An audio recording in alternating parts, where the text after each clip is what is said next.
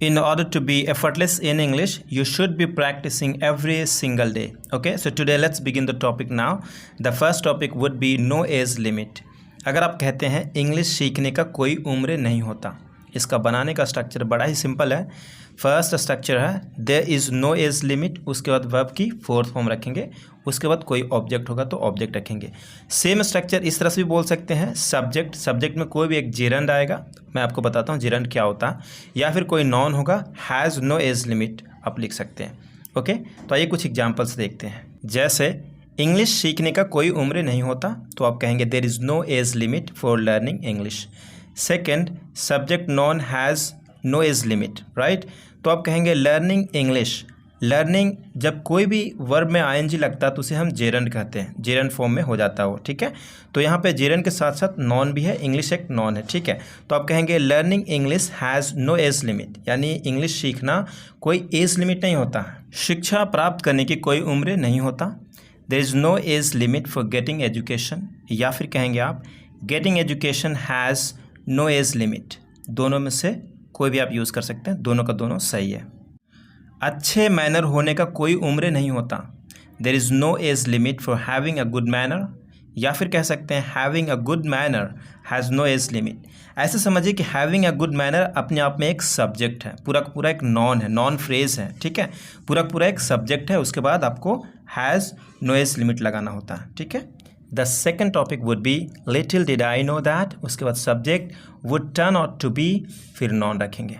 जैसे मुझे क्या पता था कि वह शादीशुदा निकलेगी, तो मुझे क्या पता था इसका इंग्लिश होता है लिटिल डिड आई नो, उसके बाद that she would turn out to be married.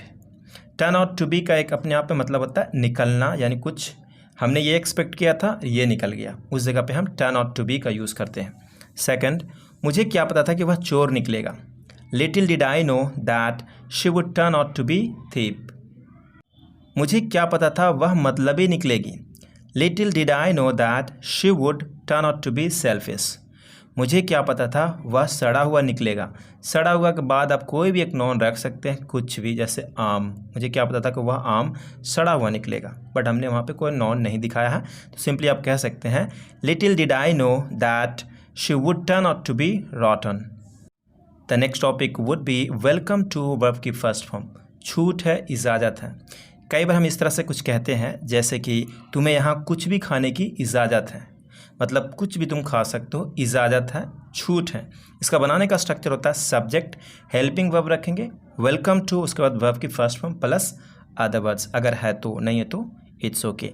जैसे तुम्हें यहाँ कुछ भी खाने की इजाज़त है, you are welcome to eat anything here, you are welcome to eat anything here. तुम्हें बाहर जाने की इजाज़त नहीं है, you are not welcome to go outside.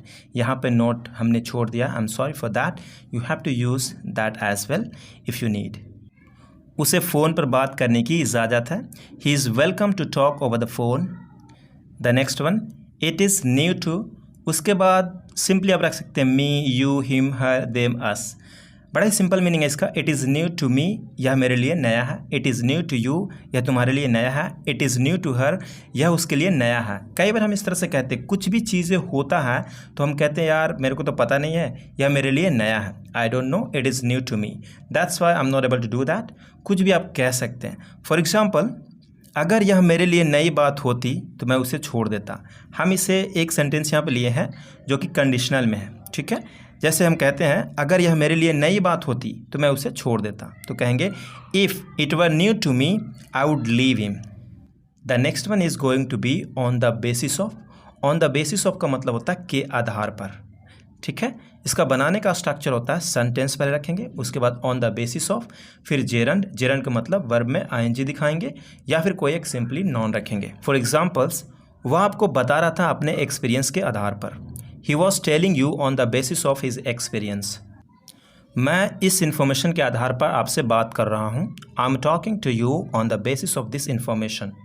आपको एजुकेशन के आधार पर पैसे दिए जाएंगे, you will be given to money on the basis of your education.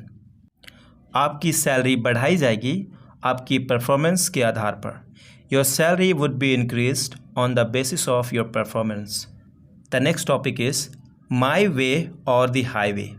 My way or the highway का मतलब होता है मेरी सुनो नहीं तो चलते बनो।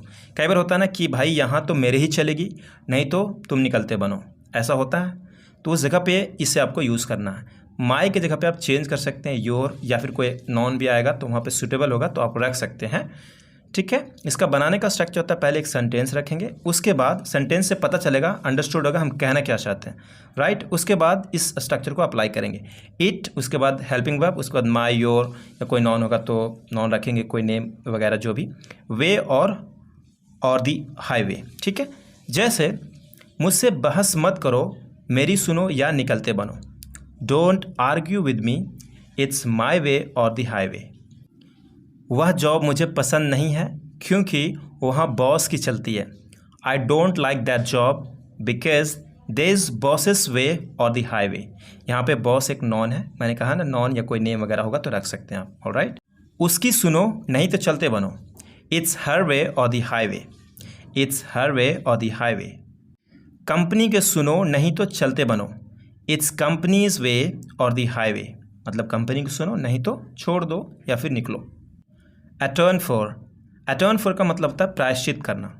स्ट्रक्चर होता है सब्जेक्ट हेल्पिंग वर्ब, उसके बाद अटर्न फॉर, उसके बाद ऑब्जेक्ट। अटर्न फॉर को आप चेंज कर सकते हैं, अटर्न होगा, अटर्निंग होगा, सब्जेक्ट के हिसाब से इसे आप चेंज कर सकते हैं इसे भी। जैसे मैं अपने पापों को प्रायश्चित किया, आई अटर्न फॉर माई सिंस, जो मैंने पाप किया उससे प्रायश्चित किया, तो उस जगह पे आप अटर्न फॉर का यूज़ कर सकते हैं आप।